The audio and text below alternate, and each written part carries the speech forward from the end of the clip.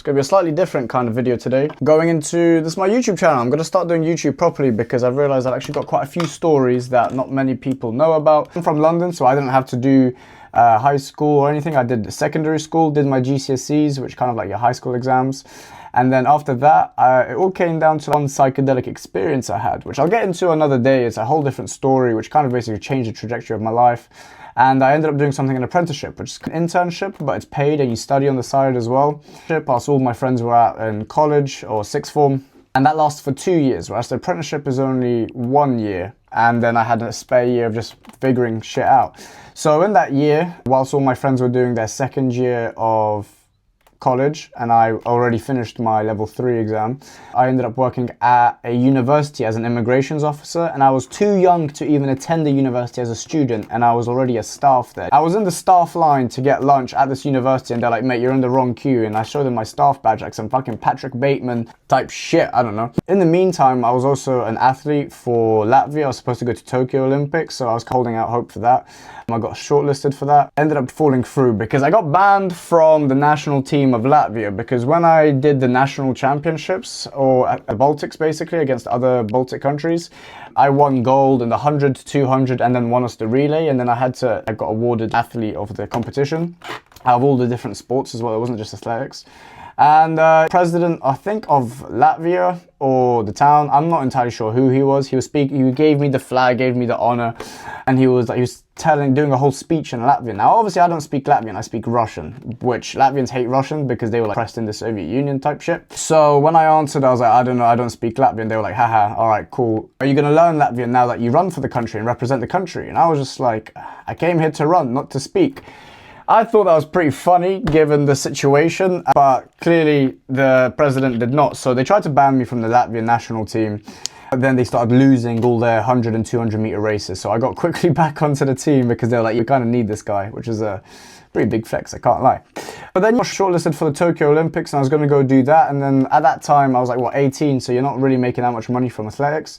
And then when that got postponed because of the Olympics, that I was like, you know what, let me start something called Amazon. I ended up buying a mentorship for about $1,000. But after that, my Amazon started basically doing better than my 9-to-5 job, and I was like, you know what, I'm going to move to Barcelona. I want to move to Barcelona. I'm tired of being here in the UK. And me and my sister watched the Top Gear Vietnam special, whereas basically they go to Vietnam and they drive from the south to the north on £1,000 motorbikes. And my sister was like, we should do that. We should go to Asia. And I was like, ah, sounds like a brilliant idea. The next morning I wake up and we've got a one-way flight booked to Bangkok. So I was like, fuck. I kind of want to move to Barcelona. I don't want to do this Asian bullshit. But I ended up going to Asia, traveling around Asia for quite a little bit. First landed in Bangkok. Damn, that first time touching down in Asia and Bangkok, whole different ball game. I was like, this is a big culture shock. The one thing that scared me the most was the flipping, the electricity poles. I landed in Bangkok and I felt like I was in some like pure ghoul horror anime film with all these electricity poles. I quickly got used to that though, and apparently Bangkok's putting them now all underground, which is brilliant and fun. And then traveled around Asia for quite a little bit, and at this time I was just living completely off my Amazon business. I got my sister involved with it, so we were both running our Amazon business. I was actually paying off my dad and his salary for quite a bit of time because he was like, what are you guys doing? Soviet dads, you know what they're like. So I'm like, you know what, if you take some time off work, you can chill. So I paid for that. And then I was like, at the end of 3-4 months of traveling around Asia, I was like, you know what? I'm making money online on Amazon. I don't do social media at this point. I barely posted any videos. So I was like, you know, I'm just going to move to Thailand. It's my favorite place in the world. Shout out Chiang Mai. So I was like, fuck it, let me go get a big villa. So I got a big villa in Chiang Mai for $700, got a pool, 3 bedrooms, it was in a private gated community. And I started showcasing my life a little bit. And everyone from my personal Instagram and social media was like, hold on, we know you don't do social media like that. You've got no followers. So like, how are you out here just traveling for half a year at this point and living in Thailand? So that's when I started going into like my life in Thailand, what I do, my Amazon stuff. And it kind of all skyrocketed from there. Obviously, that's when the Daily Mail reached out, The Sun, a bunch of publishers reached out about how I'm living in Thailand, how I'm paying so little for rent. And it turned into this whole big espionage thing, escapade thing of basically people wanting to move to Thailand. They were messaging me, like, how do I move to Thailand? What kind of visas do I need? How did you find that accommodation? Help me out with Amazon. So that's where I had some one-to-one students. And at the time I had a contract with Samsung, so I could only sell Samsung products. So I was like, cool, let me teach my students how to sell Amazon, and then I invest into their business, and then I reap the rewards because I have equity in their business. So I'm making money through selling other products on Amazon, but I'm not selling other products on Amazon. I just have equity in businesses that do. So then I could still have my contract with Samsung, which was brilliant. And then I realized not that many people are actually living out in Thailand. There's so many roadblocks and so many things stopping people from moving to Thailand, actually going out their way to figure out what visas do you need, can you even stay in Thailand for a long term, how do you earn money, taxes, where do you get accommodation from. And every single time I tried to move my friends out or people that I met in Thailand that I wanted to stay out there, I was just basically giving them the same spiel and giving them the same information. And I was doing that over and over again. So that's where I changed my trajectory. Instead of just being like the Amazon guy, I kind of just changed to obviously being the Thailand guy. But I'm like, you know what? I want to go on road trips. I want to go on camping trips. I want to throw massive villa parties.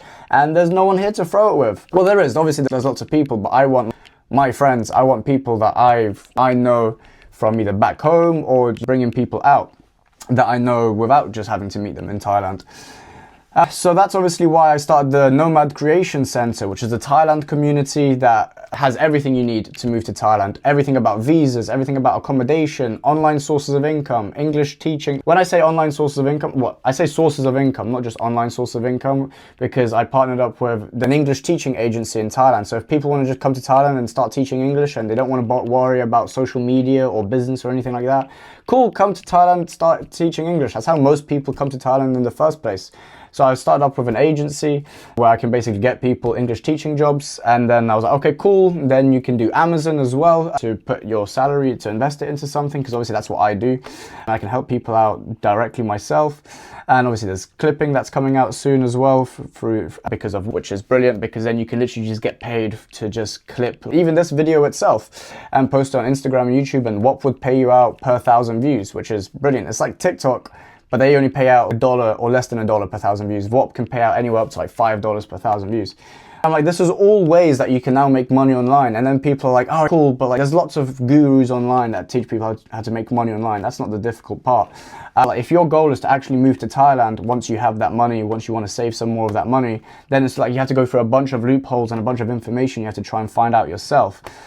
Which is why obviously I made everything into a roadmap, into the NCC. I was like, cool, first things first, sort out your income. All right, we have English teaching jobs in Thailand if you want to just get stuck in straight away. We have Amazon, we have clipping, we have matched betting. We have so many ways for you to sustain your life in Thailand. You don't need as much as you think you do, because cost of living is pretty cheap in Thailand. I'm talking like your own house, your own bike, your own everything. You have so much more freedom, especially if you're from London and you're young. Mate, it's literally impossible to get your own house or your own place or your own car, because you don't have to worry about insurance, credit checks, criminal record checks, references for both accommodation and cars and stuff.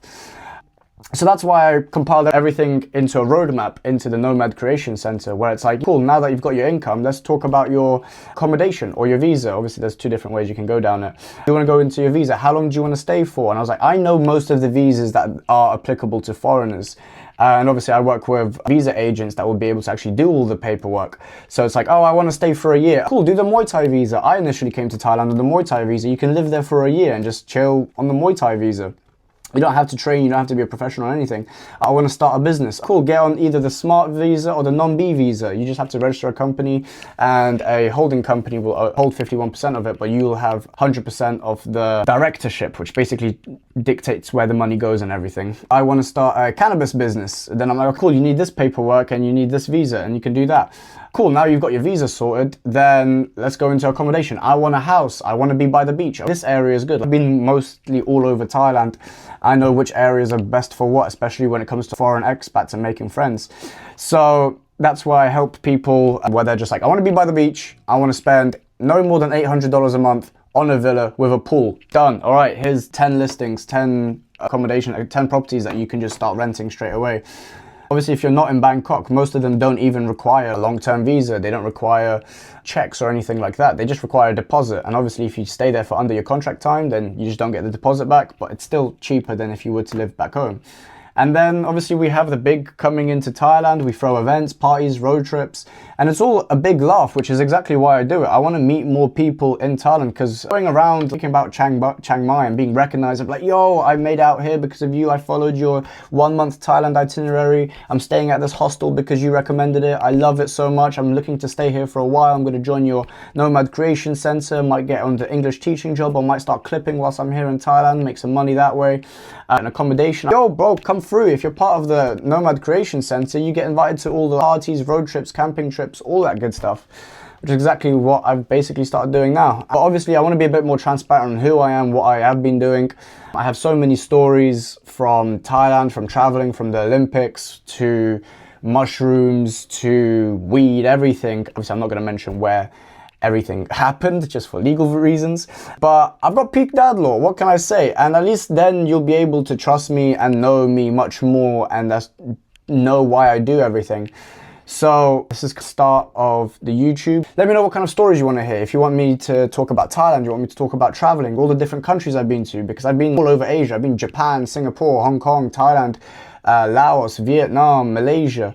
I can compare all the different ones. Bali, of course, went viral there in Bali because I said it was shit, but I only said it was shit because you don't know the right places to go. You need to know where to go in Bali for it to have a good time. This is kind of why I'm starting it, to be able to be a bit more transparent, and all my socials are the same. So just go on any social media platform, type in richardklein.22 and I'll be there. And if you want to read my story a little bit from the news publications, just type in Richard Klein Thailand. They go into a little bit about my story as well. So hopefully that should be good fun. And yeah, one day you'll find out about the story behind the dog in the costume. But yeah, then subscribe to the YouTube, follow me on Instagram and TikTok, and join the NCC if you want to move to Thailand. It's free, and obviously there's an upgrade section if you want to, more personal, tailored experiences. But you just click about the free section and meet some people that are on the same journey as you. So yeah, see you in Thailand soon.